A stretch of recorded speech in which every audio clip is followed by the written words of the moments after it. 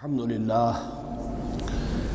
لله وكفى والصلاة والسلام على عباده الذين اصطفى أما بعد فأعوذ بالله من الشيطان الرجيم بسم الله الرحمن الرحيم وإذ قال ربك للملائكة إني جاعل في الأرض خليفة قالوا وتجعل فيها من يفسد فيها ويسفك الدماء ونحن نسبح بحمدك ونقدس لك قال إني أعلم ما لا تعلمون صدق الله العظيم رب اشرح لي صدري ويسر لي أمري واحلل عقدة من لساني يفقهوا قولي۔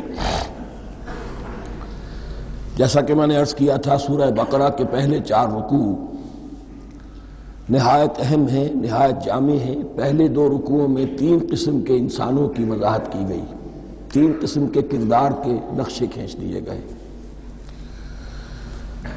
تیسرے رکوع میں قرآن مجید کی دعوت کا خلاصہ آ گیا، توحید فی العقیدہ، توحید فی العمل، یعنی عبادت اللہ کی، ایمان بالرسالت،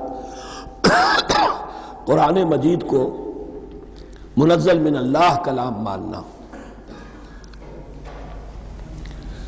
اس میں اگر شک ہے تو جو بھی چیلنج تھا، اگر واقعتاً تمہیں شک ہے، حقیقت میں شک نہیں ہے، لیکن جیسا کہ تم کہہ رہے ہو کہ تمہیں شک ہے تو کوشش کرو اس کے مقابلے کی ایک صورت بنانا ہو۔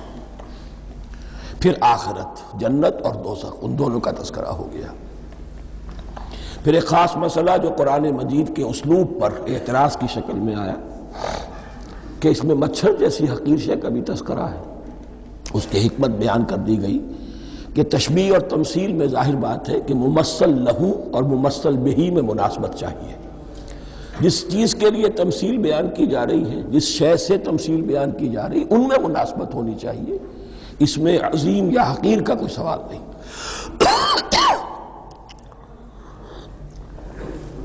پھر یہ بات کہ جن لوگوں کے دلوں میں زیغ ہے، کجی ہے، وہ اس قرآن سے بھی ان کی ضلالت میں، گمراہی میں اضافہ ہوگا۔ جو لوگ طالب حق ہیں ان کو یہ قرآن مجید ہدایت دے گا۔ اور کن کو اللہ گمراہ کرتا ہے؟ جو سرکش ہے، جو نمبر 1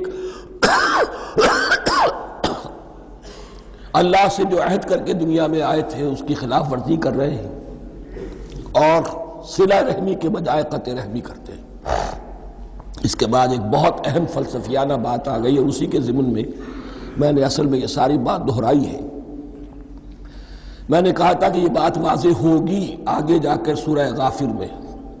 پھر ذہن میں لائیے کہ جب یہ صورت نازل ہوئی ہے، سورہ غافر نازل ہو چکی تھی، لہذا یہاں اجمالی تذکرہ ہے، وہاں تفصیلی تذکرہ ہے۔ اہل جہنم کا قول نقل ہوا ہے، ربنا امتنا اثنتین واحییتنا اثنتین فاعترفنا بذنوبنا فہل الی خروج من سبیل۔ اے اللہ، تو نے 2 مرتبہ ہم پر موت وارد کی، 2 مرتبہ ہمیں زندہ کیا، اب ہم نے اپنے قصور تسلیم کر لیے، تو اب یہاں سے بھی کوئی اور مرحلہ ہے یا نہیں؟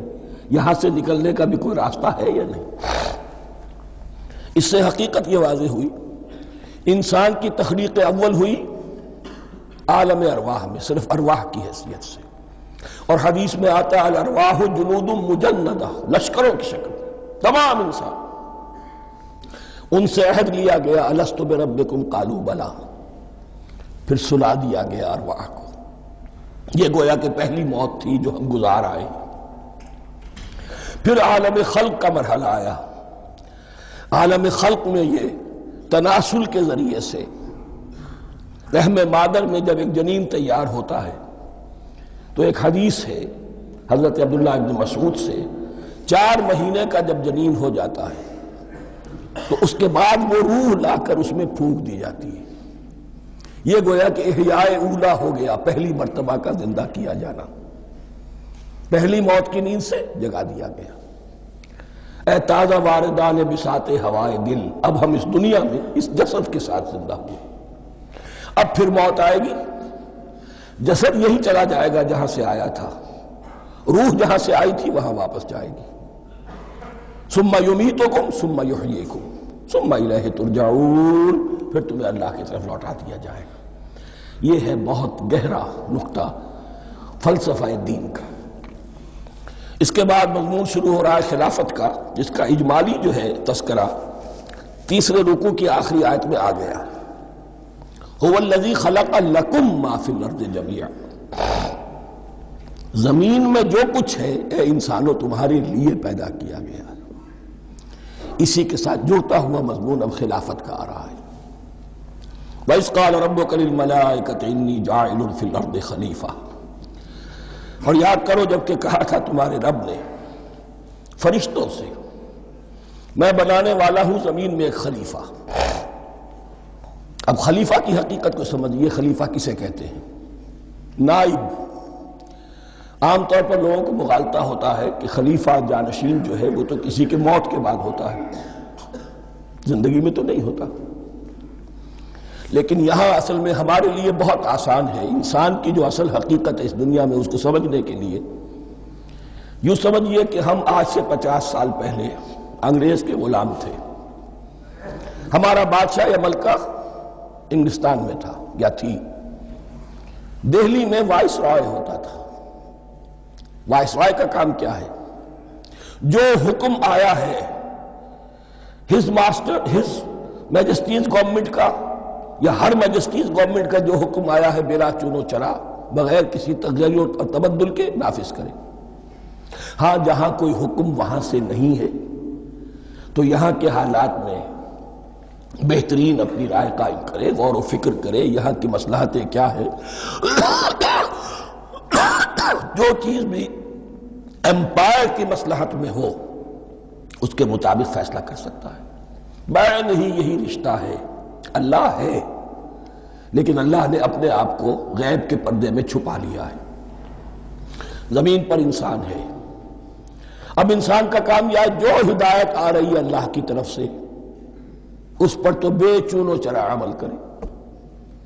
جہاں کوئی ایکسپریس ہدایت نہیں ہے، کوئی واضح ہدایت نہیں ہے، وہاں اپنے بس ججمنٹ کو ایکسرسائز کرے. اسی کا نام اجتہاد ہے. غور و فکر کرے، سوچے، اور جو بات روح دین کے زیادہ سے زیادہ مطابقت رکھنے والی ہو اس کو اختیار کر لے. بین ہی یہی رشتہ ہے در حقیقت رشتہ خلافت کہ جو اللہ اور انسان کے مابین ہے. اب یہ جو دی گئی ہے یہ حیثیت تمام انسانوں کو دی گئی ہے. پوٹینشلی ہر انسان اللہ کا خلیفہ ہے. لیکن جو اللہ کا باغی ہو جائے، جو خود حاکمیت کا مدعی ہو گیا گویا کہ وہ باغی ہے. اب اگر شاہجہان بادشاہ تھا، اس کا کوئی ولی عہد تھا، اور ولی عہد جو ہے صبر نہیں کر سکتا، اپنے باپ کی زندگی ہی میں بغاوت کر دیتا ہے، حکومت حاصل کرنا چاہتا ہے، تو اب وہ کیا ہے؟ واجب القتل ہے. جو لوگ بھی حاکمیت کے مدعی ہو گئے ویسے تو حقیقت واجب القتل ہے، لیکن دنیا میں مہلت دی ہے اللہ نے. یہ دار الامتحان ہے. فوراً قتل نہیں کرتا، فوراً ختم نہیں کرتا. وَلَوْلَا كَلِمَةٌ سَبَقَتْ مِنْ رَبِّكَ إِلَىٰ أَجَلٍ مُّسَمًّى لَقُضِيَ بَيْنَهُمْ. اگر یہ پہلے بات طے نہ ہو چکی ہوتی، ایک وقت معین تک کے لیے انہیں مہلت اللہ نے نہ دی ہوتی تو اللہ فیصلہ چکا دیتا. لیکن مہلت دی ہے. لیکن کم سے کم اتنی سزا ملتی ہے کہ اب وہ خلافت کے حق سے محروم کر دیے گئے. گویا کہ اب خلافت دنیا میں ہوگی خلافت المسلمین. صرف وہی شخص کہ جو اللہ کو مانے اپنا حاکم مطلق وہ خلافت کا اہل ہے.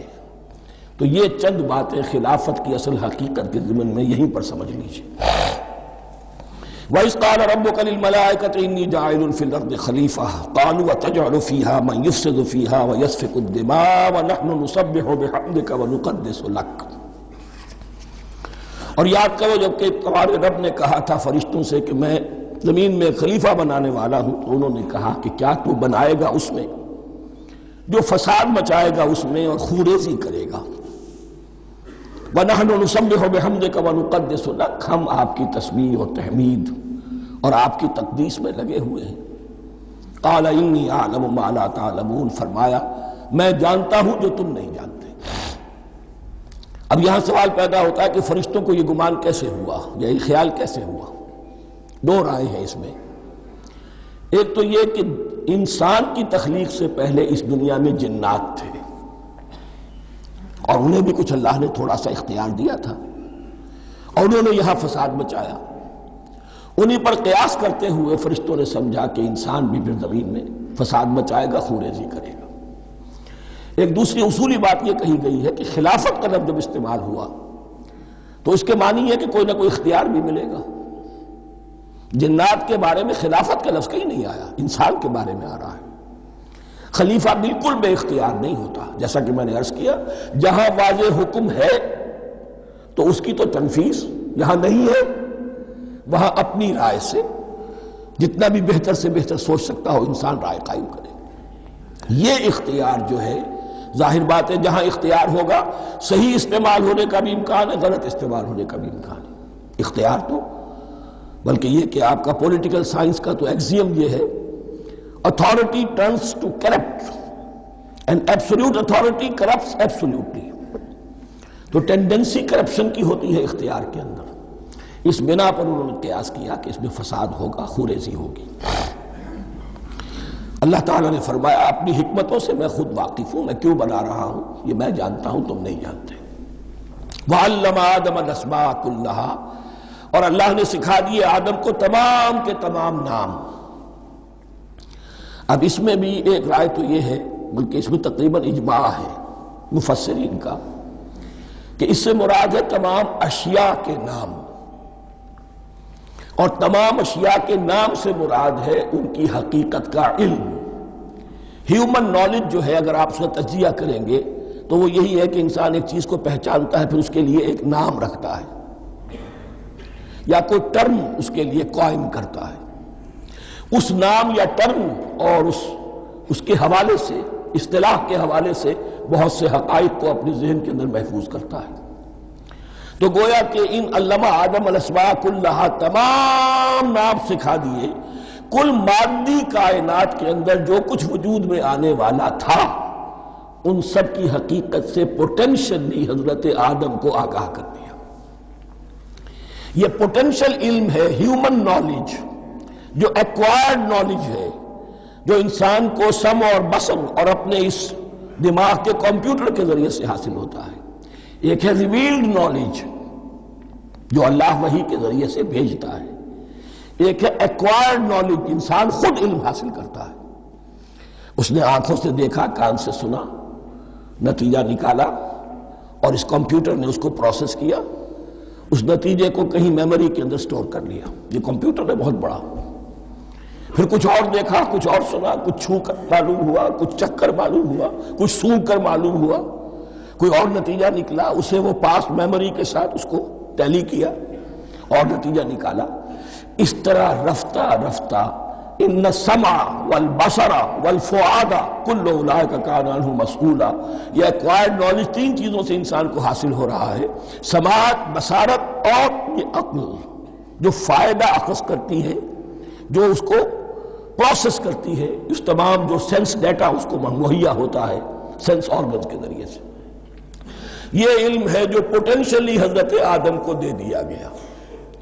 اس کی ایکسفولیشن ہو رہی ہے، اب درجہ بدرجہ وہ علم پھیل رہا ہے، بڑھ رہا ہے، اور بڑھتے بڑھتے کہاں تک پہنچے گا ہم کچھ نہیں کہہ سکتے۔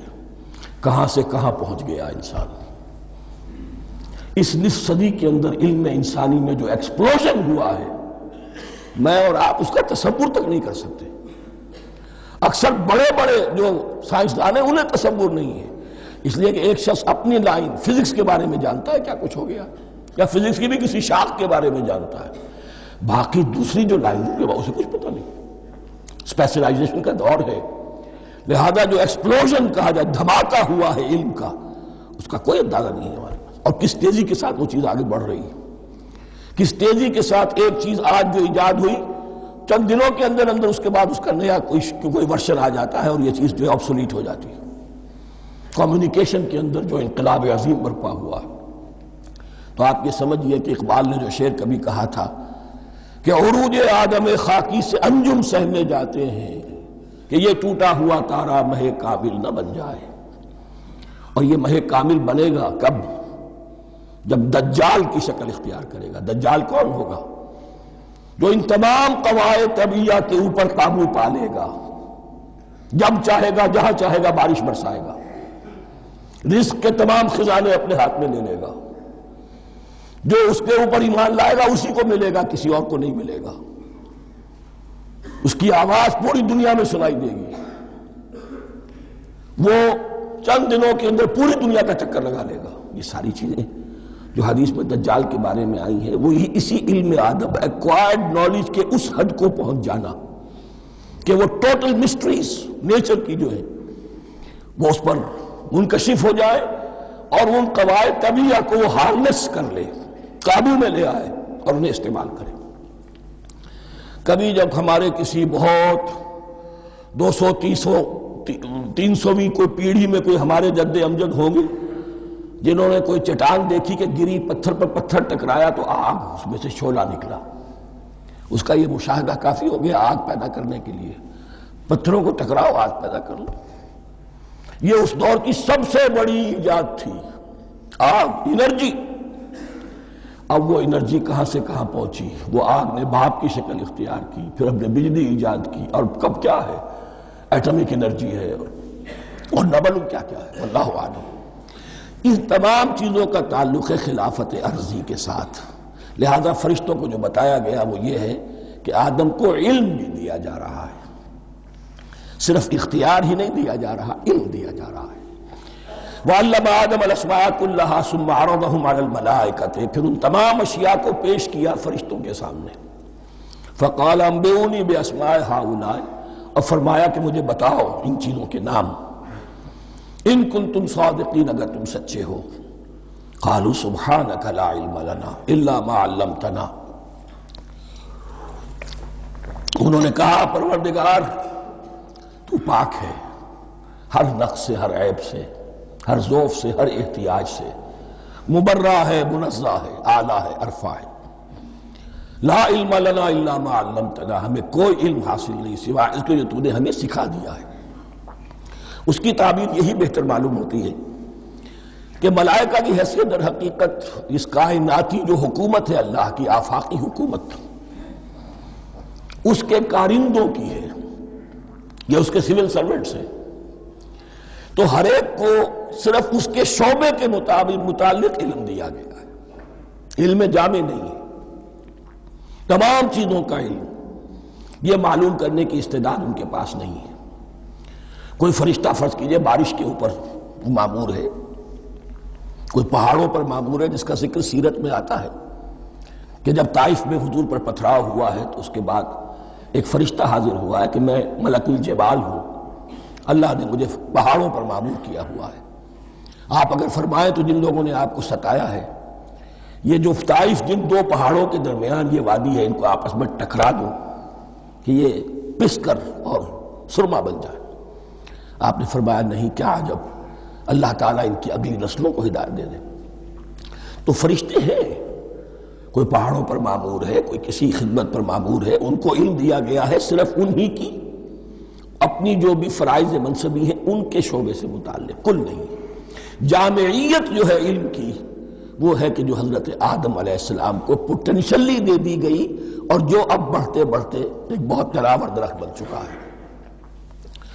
سبحانک لا علم لنا الا ما علمتنا انک انت العلیم الحکیم، یقیناً آپ ہی کی ذات ہے جو کل کے کل علم کی حامل ہے اور جس کے اوپر حکمت بھی، جس کی حکمت بھی کامل ہے، باقی تو ہر مخلوق میں سے ہر ایک کا علم ناقص رہے گا۔ العلیم، کل علم کا جاننے والا تو ہی ہے، الحکیم، کل حکمت وہ تو تیرے ہی پاس ہے۔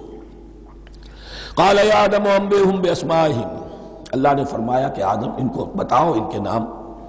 فلما انباہم باسمائہم، تو جب انہوں نے بتا دیے ان کو، فرشتوں کو، ان کے نام، قال الم اقل لکم انی اعلم غیب السماوات والارض، تو اللہ نے فرمایا کہ میں نے کہا نہیں تھا کہ میں جانتا ہوں آسمانوں اور زمین کی تمام غائب چیزوں کو جو تمہاری نگاہوں سے بھی اوجھل ہے، غیب، میں ہر شے کا جاننے والا ہوں۔ وَأَعْلَمُ مَا تُبْدُونَ وَمَا كُنْتُمْ تَكْتُمُونَ، اور میں جانتا ہوں جو کچھ تم ظاہر کر رہے تھے اور جو کچھ تم چھپا رہے تھے، چھپانے میں محسوس ہوتا ہے کہ ان کی خواہش یہ تھی کہ خلافت ہمیں ملے۔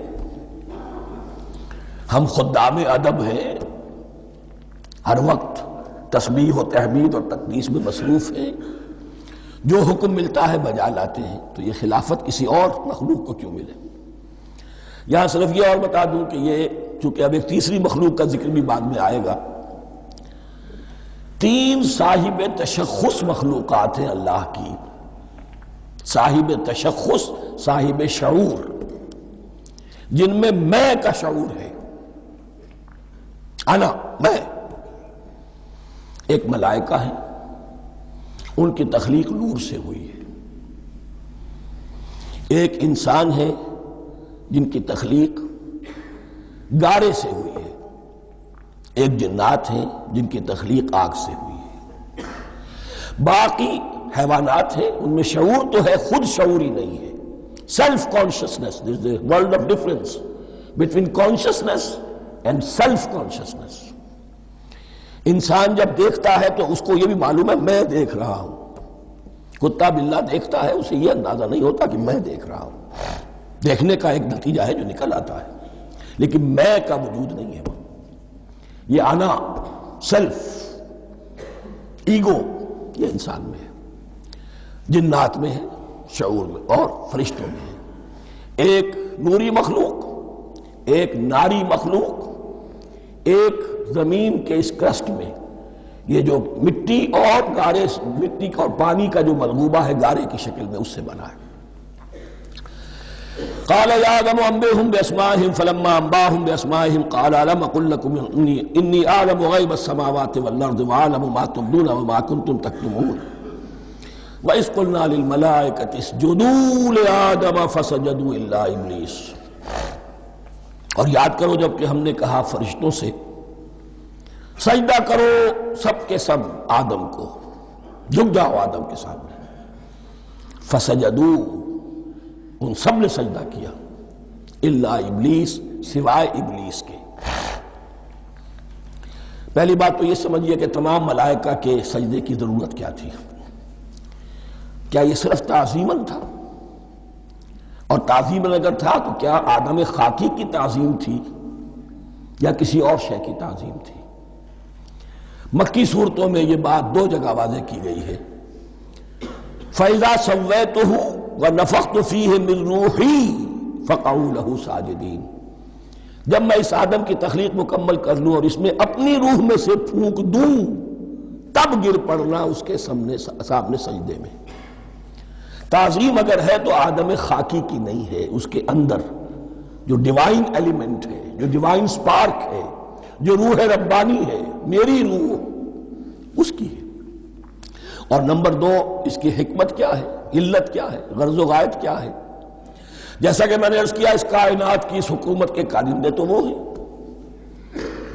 خلیفہ بنایا جا رہا انسان کو، جب تک یہ ساری سول سروس اس کے تابع نہ ہو، خلافت کیسے کرے گا؟ دیکھیے میں جانا چاہتا ہوں، چوری کرنے کے لیے جانا چاہتا ہوں، راستے میں کتنے فیکٹرز ہوں گے، کتنے فزیکل فینومینا ہوں گے۔ میں چلنا چاہتا ہوں، میں زمین کو دھکیلتا ہوں، زمین مجھے دھکیلتی ہے، زمین مجھے نہ دھکیلے تو میں کیسے چلوں گا؟ یہ پوری کائنات جو ہے، یہ جب ہم کوئی ارادہ کرتے ہیں اور کوئی فیل کرتے ہیں تو اس فیل کے پورے ہونے میں، اس کے ظہور میں نہ معلوم کون کون سے ایلیمنٹس ہیں، کون کون سی فورسز آف دی نیچر ہیں جو ہمارے ساتھ موافقت کرتی ہے تو ہم وہ کام کر سکتے ہیں۔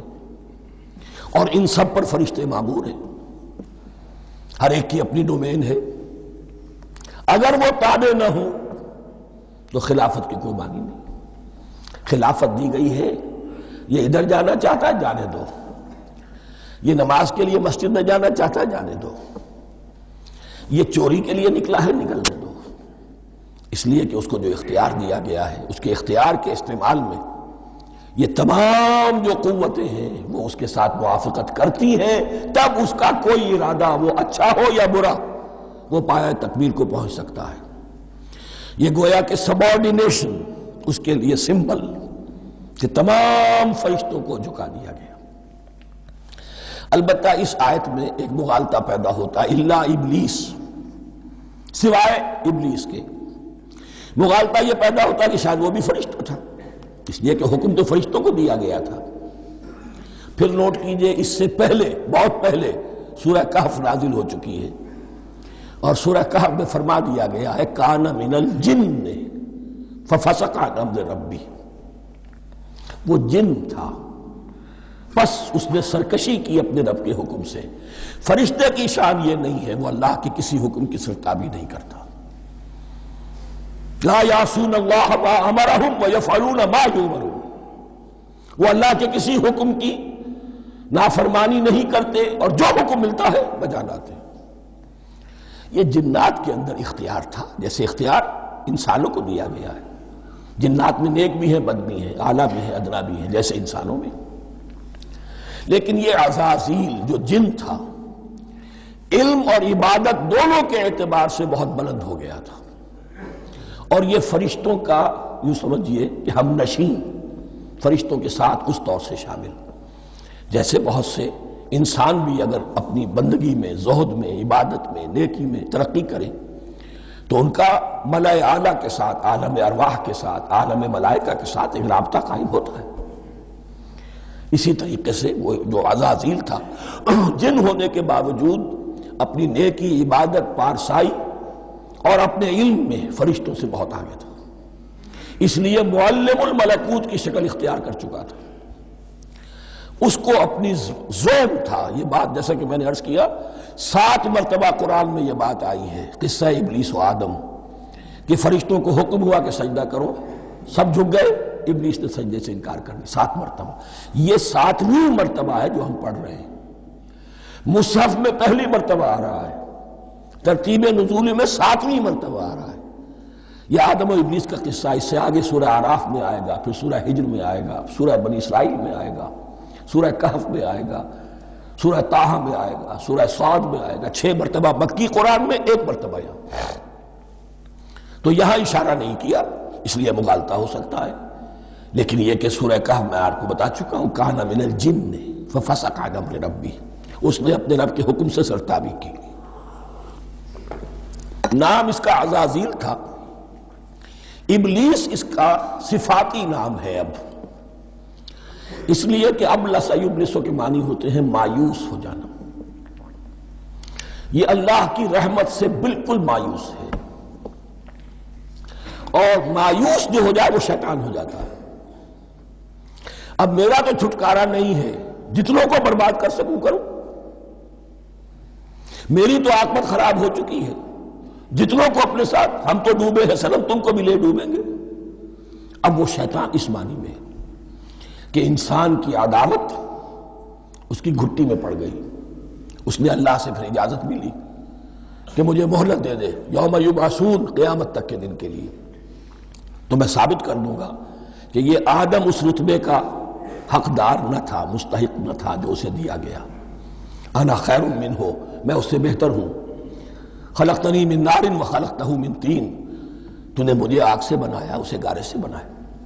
لیکن یہ تکبر ہے در حقیقت کہ جس نے اسے راندہ درگاہ حق کر دیا۔ وَإِذْ قُلْنَا لِلْمَلَائِكَةِ اسْجُدُوا لِآدَمَ فَسَجَدُوا إِلَّا إِبْلِيسَ أَبَىٰ وَاسْتَكْبَرَ، ابا اس نے انکار کیا، واستکبر اور تکبر کیا، استکبار کیا، وَكَانَ مِنَ الْكَافِرِينَ۔ کانا عربی زبان میں 2 طرح کا ہوتا ہے، تامہ، ناقصہ۔ ایک معنی یہ ہو سکتے ہیں کہ ہو گیا، اب اپنے اس استکبار اور انکار کی وجہ سے کانا من الکافرین، وہ کافروں میں سے ہو گیا۔ ایک کانا تامہ ہوتا تھا ہی کافروں میں سے، یعنی اس کے اندر سرکشی چھپی ہوئی تھی، اب ظاہر ہو گئی۔ یہ معاملہ ہوتا ہے، کسی شخص کی بدنیتی اس کے اوپر پردے پڑے رہتے ہیں نیکی کے، زہد کے، کسی خاص وقت میں آ کر وہ ننگا ہو جاتا ہے، اور جو اس کے اندر تھا اصل، اس کی حقیقت، وہ سامنے آ جاتی ہے۔ اس کا امکان ہے، تو دونوں معنی اس کے ہو سکتے ہیں۔ وَقُلْنَا يَا آدَمُ اسْكُنْ أَنْتَ وَزَوْجُكَ الْجَنَّةَ، اور ہم نے کہا کہ اے آدم رہو تم اور تمہاری بیوی جنت میں۔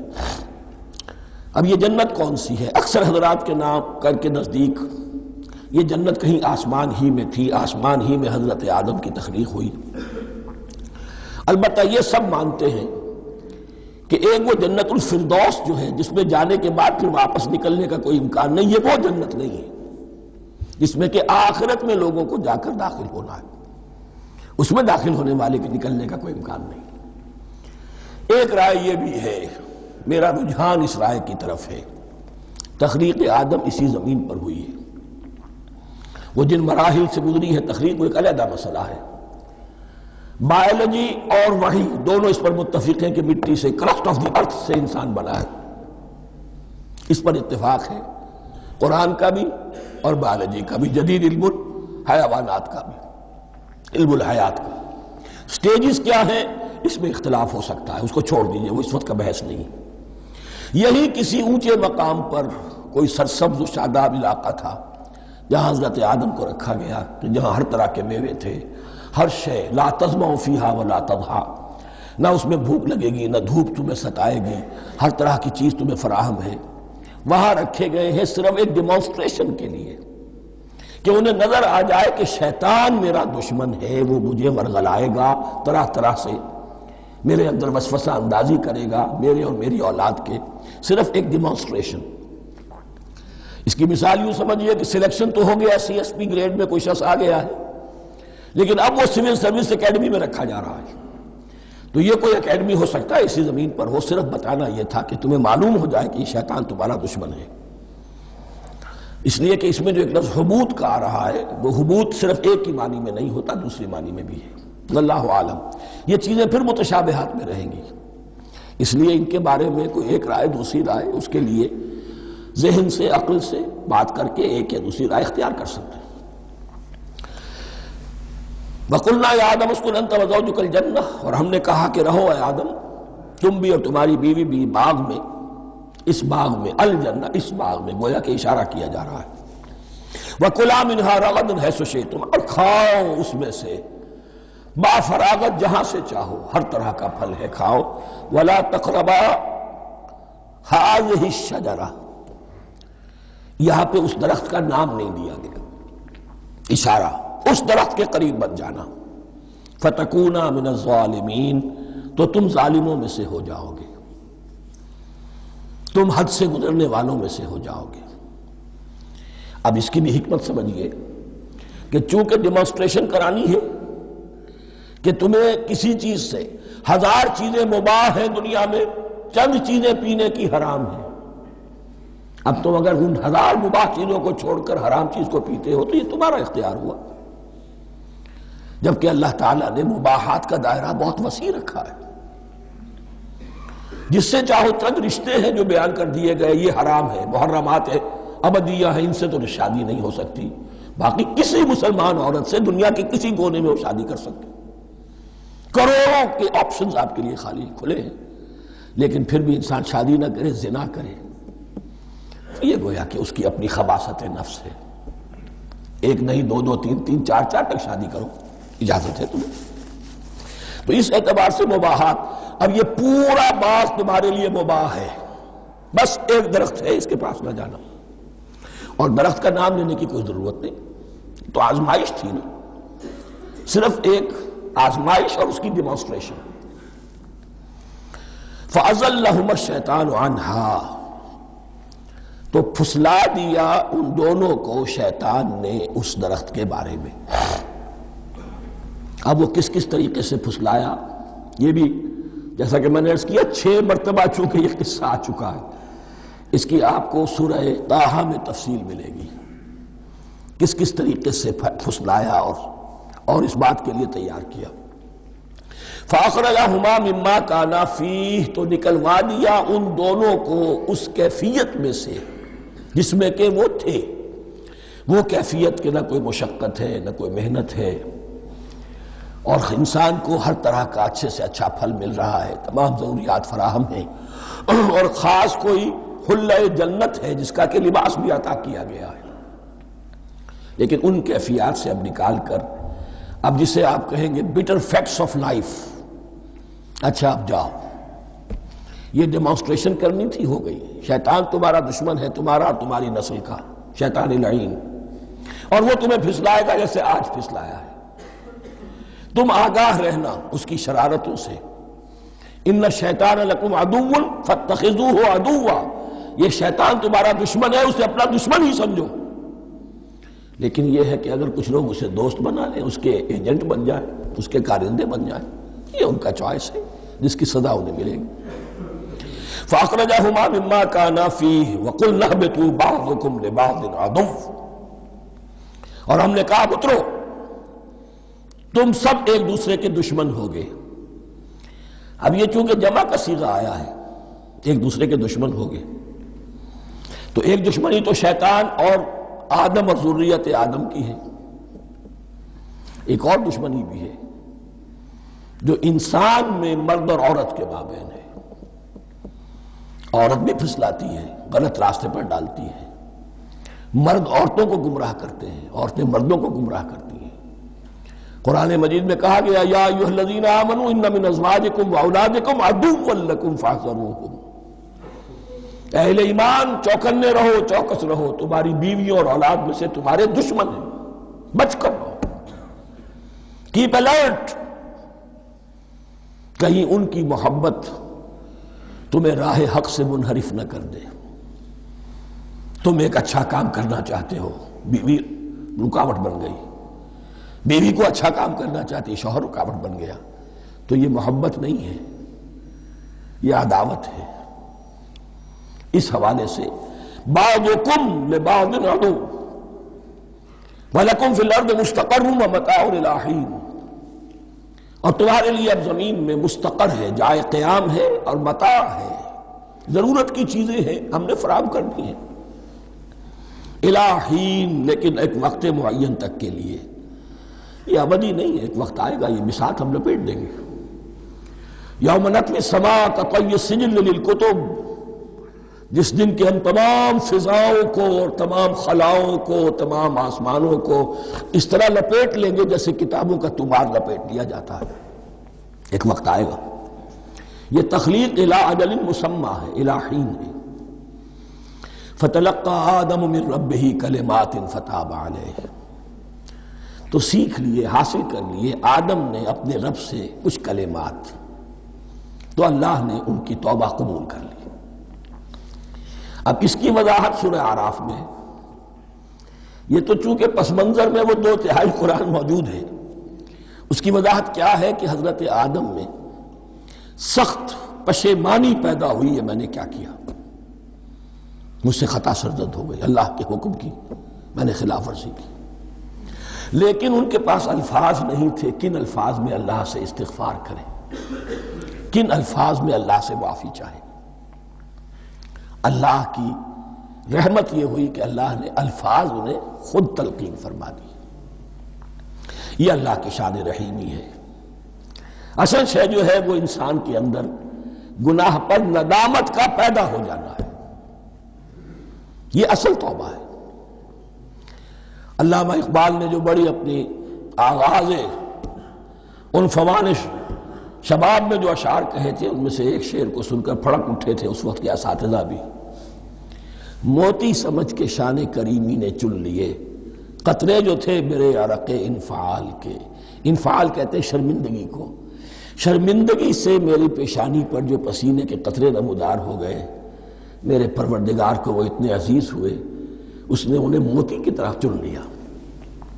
موتی سمجھ کے شان کریمی نے چن لیے، قطرے جو تھے میرے عرق انفعال کے۔ تو فتلقى آدم من ربہ کلمات، ان پر پچھتاوا ہوا، ندامت ہوئی، اللہ نے انہیں الفاظ، وہ الفاظ کیا تھے وہ سورہ اعراف میں ہیں، ربنا ظلمنا انفسنا وان لم تغفر لنا وترحمنا لنکونن من الخاسرین، اے اللہ ہم نے اپنی جانوں پر ظلم کیا ہے، اور اگر تو نے ہمیں بخش نہ دیا اور رحم نہ فرمایا تو ہم تو خسارہ والوں میں ہو جائیں گے، تباہ ہو جائیں گے، برباد ہو جائیں گے۔ یہی پر فوری تقابل موجود ہے۔ غلطی ابلیس سے بھی ہوئی، حکم سے سرتابی ہوئی، لیکن اس پر ندامت نہیں ہوئی، تکبر کی بنا پر اور اکڑ گیا، انا خیر منہ۔ غلطی آدم سے بھی ہوئی، نافرمانی ہوئی، لیکن اس پر پشیمان ہوئے اور توبہ کی۔ وہ شیطنت ہے، یہ آدمیت ہے، ورنہ کوئی انسان گناہ سے اور معصیت سے مبرہ نہیں ہے۔ حضور کی ایک حدیث ہے، کل بنی آدم کلکم خطاؤون، کل بنی آدم خطاؤون وخیر الخطائین التوابون۔ آدم کے تمام اولاد، تمام انسان خطا کار ہیں، ان خطا کاروں میں بہتر وہ ہیں، اچھے وہ ہیں جو توبہ کرتے ہیں۔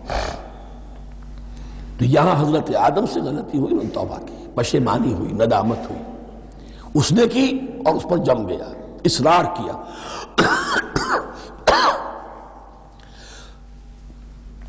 فَتَلَقَّىٰ آدَمُ مِن رَبِّهِ كَلِمَاتٍ فَتَابَ عَلَيْهِ إِنَّهُ هُوَ التَّوَّابُ الرَّحِيمُ۔ یقیناً وہی تو ہے بہت توبہ کو قبول فرمانے والا اور بہت رحم فرمانے والا۔ یہ نوٹ کیجئے گا، توبہ کا لفظ دونوں طرف سے آتا ہے، بندہ بھی تواب، وخیر الخطائین التوابون، تواب بندے بھی ہو گئے، تواب اللہ بھی ہے۔ اس کی اصل حقیقت کیا ہے؟ بندے نے خطا کی اور دور ہو گیا اللہ سے، اللہ نے اپنی رحمت کی نگاہ اس سے پھیر لی۔ بندے نے توبہ کی، اللہ پھر اپنی رحمت کے ساتھ اس کی طرف متوجہ ہو گیا۔ توبہ کے معنی پلٹنا۔ بندہ معصیت سے توبہ کر کے اپنی اصلاح کی طرف، بندگی کی طرف، اطاعت کی طرف پلٹ آیا۔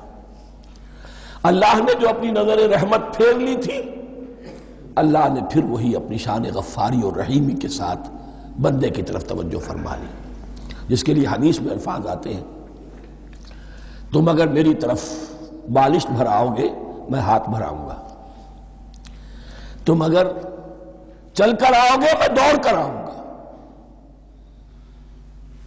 ہم تو مائل بکرم ہیں کوئی سائل ہی نہیں، راہ دکھلائیں کسے رہنم منزل ہی نہیں۔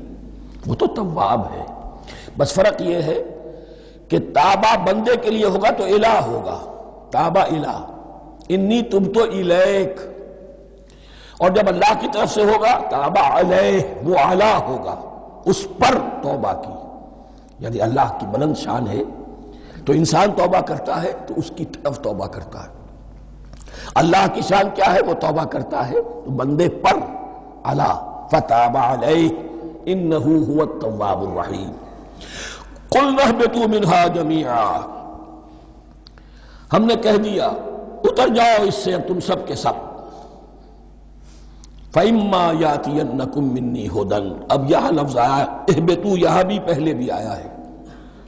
جو حضرات یہ سمجھتے ہیں کہ تخلیق آدم آسمانوں پر ہوئی ہے اور جنت بھی وہ آسمان میں ہے جہاں رکھے گئے تھے، آزمائشی یا ٹریننگ یا ڈیمانسٹریشن والی جنت، وہ یہاں حبوط کا ترجمہ کریں گے کہ آسمان سے زمین پر اترنے کا حکم دیا گیا۔ جو لوگ سمجھتے ہیں یہی کسی بلند مقام پر تھے، وہ کہتے ہیں کہ نیچے اترو، کسی بڑی اونچی سطح مرتفع پر اگر کوئی جگہ تھی تو اب نیچے اترو اور جاؤ، اب تمہیں زمین میں ہل چلانا پڑے گا اب روٹی حاصل کرنے کے لیے، یہ جو نعمتوں کے دسترخوان یہاں بچھے ہوئے تھے یہ اب تمہارے لیے نہیں ہے۔ اس کے لیے اس معنی میں اس لفظ کا استعمال جو ہے وہ آ جائے گا آگے چل کر اسی سورہ بقرہ کے اندر، کہ اس معنی میں بھی سورہ بقرہ کے 7ویں رکوع میں یہ لفظ استعمال ہوا ہے، تو امکان اس کا بھی ہے۔ بس اس سے آگے ادھر یا ادھر کی زیادہ بحث کرنے کا یہ موقع دورہ ترجمہ قرآن میں نہیں ہے۔ قُلْ اهْبِطُوا مِنْهَا جَمِيعًا فَإِمَّا يَأْتِيَنَّكُم مِّنِّي هُدًى فَمَن تَبِعَ هُدَايَ فَلَا خَوْفٌ عَلَيْهِمْ وَلَا هُمْ يَحْزَنُونَ۔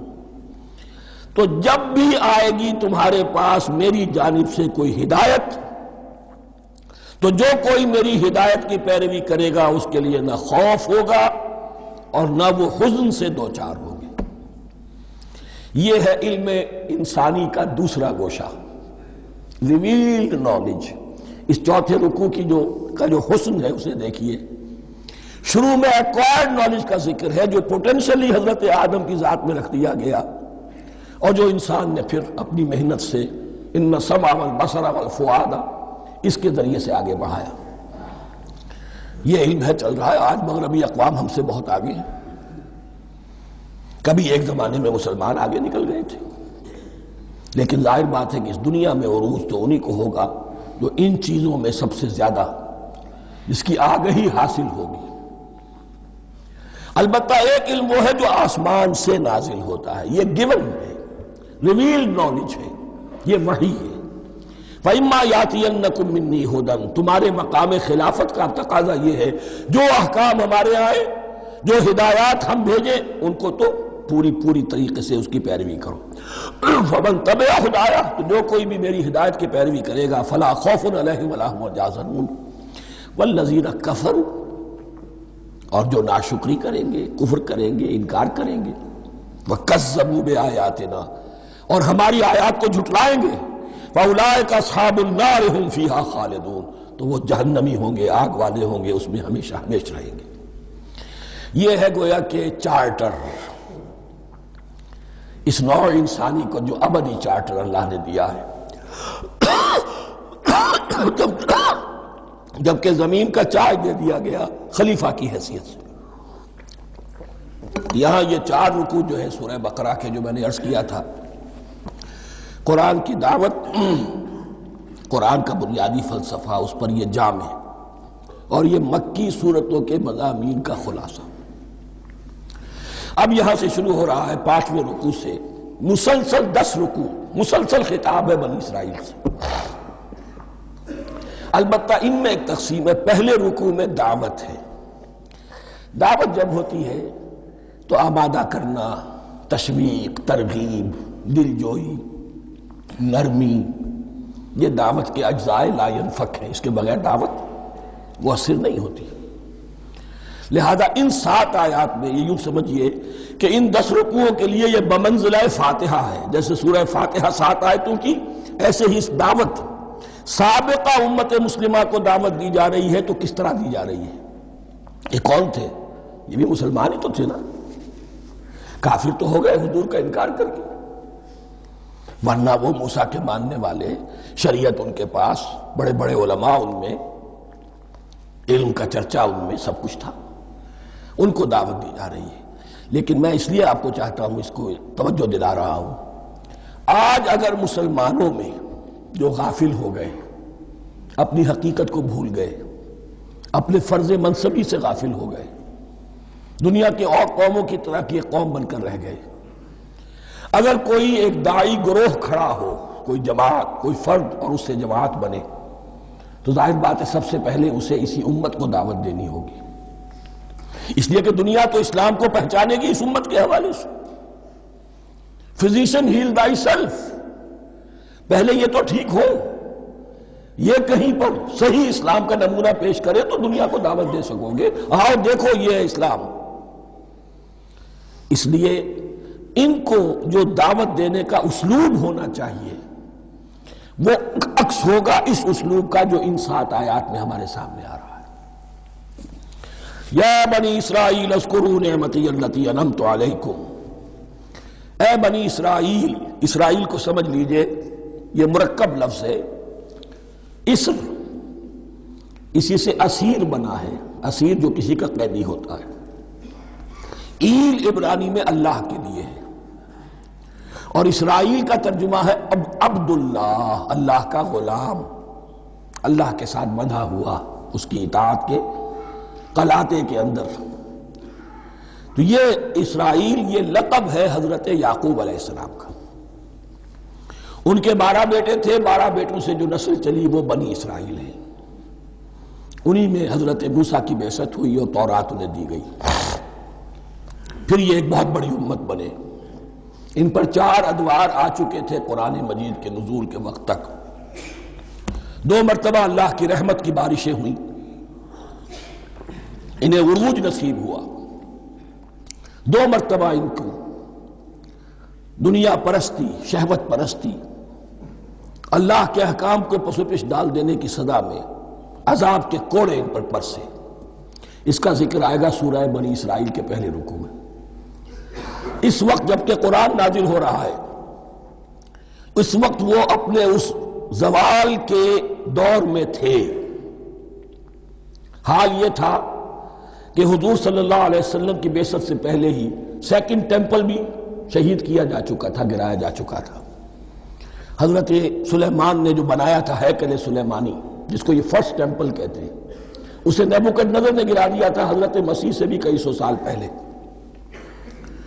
لیکن اس کے بعد پھر یہ رومنز نے سن 70 عیسوی میں حضور کی ولادت سے 500 برس پہلے ان کا یہ یروشلم تباہ و برباد ہوا، اس میں لوگوں کو قتل کیا گیا، قتل عام ہوا، اور سیکنڈ ٹیمپل جو ہے وہ بھی گرا دیا گیا، جو اب تک گرا پڑا ہوا ہے۔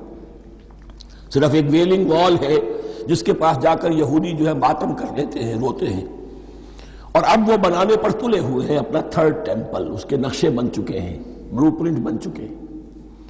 لیکن بہرحال جس وقت قرآن نازل ہو رہا تھا یہ بہت ہی پستی میں تھے۔ اس کے بارے میں فرمایا، اے بنی اسرائیل ذرا یاد کرو میرے اس انعام کو جو تم پر ہوا۔ وہ انعام کیا ہے؟ میں نے تمہیں اپنی کتاب دی، نبوت سے سرفراز فرمایا، اپنی شریعت تمہیں عطا فرمائی، تمہیں داؤد، تمہارے اندر داؤد اور سلیمان جیسے بادشاہ اٹھائے جو بادشاہ بھی تھے، نبی بھی تھے۔ وَأَوْفُوا بِعَهْدِي، اور میرے وعدے کو پورا کرو تاکہ میں بھی اپنے وعدے کو پورا کروں۔ یہ وعدہ ہے جو کتاب استثناء جو ہے اولڈ ٹیسٹمنٹ کی، ڈیوٹرانومی، اس کے 18ویں باب کی آیت نمبر 18 اور 19 میں ہے۔ حضرت موسیٰ سے خطاب کر کے اس میں اللہ نے یہ الفاظ فرمائے، میں ان کے بھائیوں میں سے تیرے مانند ایک نبی برپا کروں گا اور اس کے منہ میں اپنا کلام ڈالوں گا، اور وہ وہی کچھ بتائے گا جو میں اس سے کہوں گا۔ یہ گویا کہ حضرت موسیٰ علیہ السلام کی امت کو بتایا جا رہا تھا کہ نبی آخر الزماں آئیں گے اور تمہیں انہیں قبول کرنا ہے۔ قرآن مجید میں اس کا بڑا تفصیلی ذکر سورہ اعراف میں آئے گا انشاءاللہ، لیکن یہاں فرمایا اوفوا بعہدی اوف بعہدکم، تم میرا عہد پورا کرو، میرے اس نبی کو تسلیم کرو، اس پر ایمان لاؤ، اس پر کی صدا پر لبیک کہو، تو میں تمہیں میرے انعام و اکرام اور بڑھتے چلے جائیں گے۔ وَإِيَّايَ فَارْهَبُونِ، اور صرف مجھ سے ڈرو۔ وَآمِنُوا بِمَا أَنزَلْتُ مُصَدِّقًا لِمَا مَعَكُمْ، اور ایمان لاؤ اس پر جو میں نے نازل کیا ہے، جو تمہارے پاس جو تورات ہے اس کی تصدیق کرتے ہوئے آیا ہے۔ اس کے دو معنی ہے، ایک تو قرآن تصدیق کرتا ہے تورات کی اور انجیل کی، فیہا ہدی و نور، فیہ ہدی و نور، اور دوسرے یہ کہ قرآن اور محمد صلی اللہ علیہ وسلم ان پیشین گوئیوں کے مصداق بن کر آئے ہیں جو تورات میں تھی، ورنہ وہ پیشین گوئیاں جھوٹی ثابت ہوتی۔ ان کے مصداق کون ہے؟ قرآن اور محمد صلی اللہ علیہ وسلم، یہ دونوں معنی اس کے ہیں۔ وَآمِنُوا بِمَا أَنزَلْتُ مُصَدِّقًا لِمَا مَعَكُمْ وَلَا تَكُونُوا أَوَّلَ كَافِرٍ بِهِ، اور دیکھو تم ہی سب سے پہلے ان کا کفر کرنے والے نہ بن جاؤ۔ تمہیں تو سب کچھ معلوم تھا، تم تو منتظر تھے،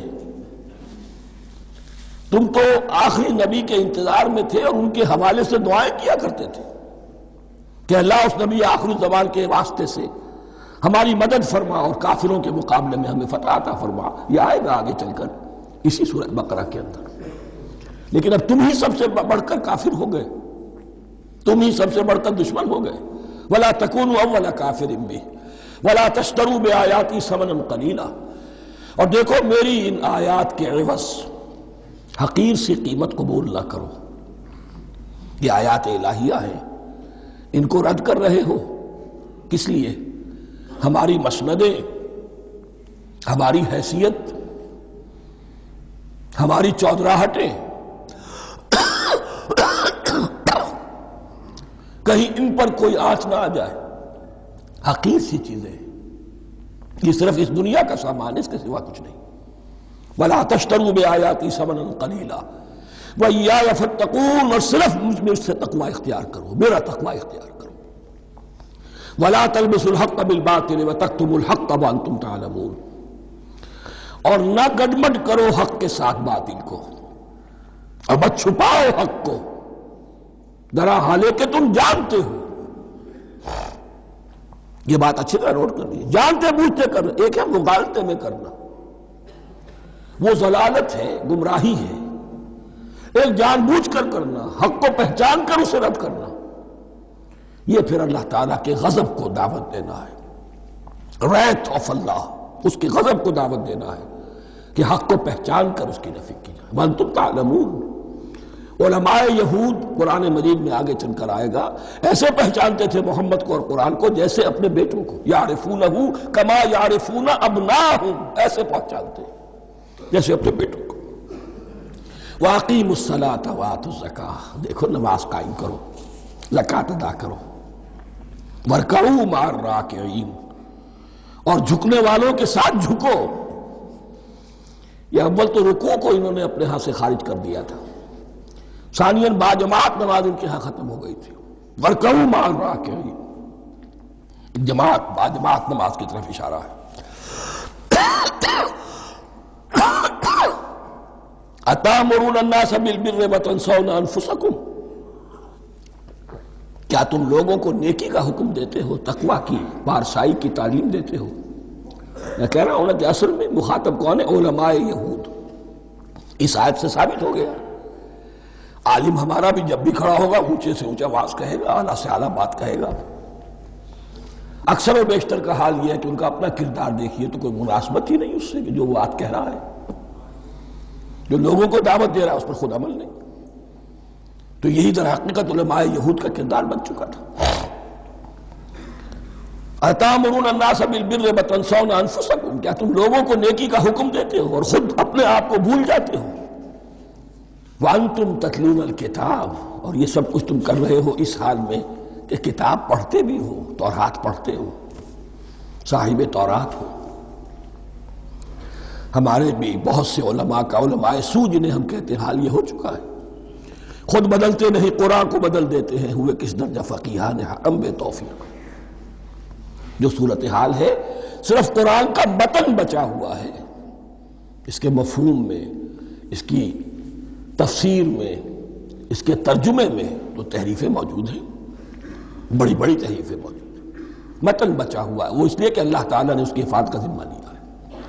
وَاسْتَعِینُوا بِالصَّبْرِ وَالصَّلَاةِ. اور مدد حاصل کرو دو چیزوں سے، صبر اور نماز. یہ صبر کا لفظ یہاں پر بہت قیمتی ہے، بہت بامانی ہے. علماء سو کیوں وجود میں آتے ہیں؟ جب وہ دنیا کے کتے بن جائیں گے تو دین کو بدنام کرنے والے ہوں گے. بظاہر دینی مناسب ہیں لیکن اصل میں ان کے پردے میں دنیا داری کی جا رہی ہے، صبر نہیں. بس صبر کے ساتھ اور نماز کے ساتھ. اس لیے کہ آپ صحیح راستے پر آئیں گے.